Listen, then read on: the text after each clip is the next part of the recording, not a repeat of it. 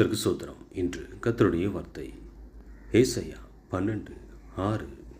பரிசுத்த உன் நடுவில் பெரியவராயிருக்கிறார். கர்த்தருக்கு பிரியமானவர்களே, இன்று கர்த்தர் நம்மோடு கூட பேசுகிற வார்த்தை கர்த்தர் நம்மை பார்த்துத்தான், உங்களை பார்த்துத்தான் கர்த்தர் சொல்லுகிறார். நான் உங்கள் நடுவில், உங்களுக்குள்ளாக, உங்கள் குடும்பத்துக்குள்ளாக நான் ஒரு குடும்ப தலைவராய், பெரியவராய் எப்போதும் இருக்கிறேன் என்று கர்த்தர் என்று வாக்கு பண்ணுகிறார்.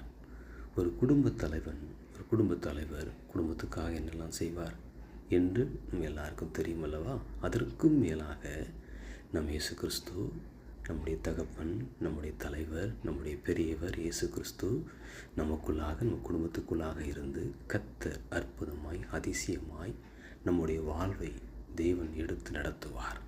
அவருடைய கிருபையும் அவருடைய தயவும் எப்போதும் நம்மோடும் நம் வாழ்க்கையோடும் இருக்கும். எது குறித்தும் பயப்பட வேண்டாம், கலங்க வேண்டாம். கர்த்தருடைய கரம் நம் கூடவே இருக்கும். கூடவே இருந்து நம்மை அதிசயமாய், அற்புதமாய் வழிநடத்தும்.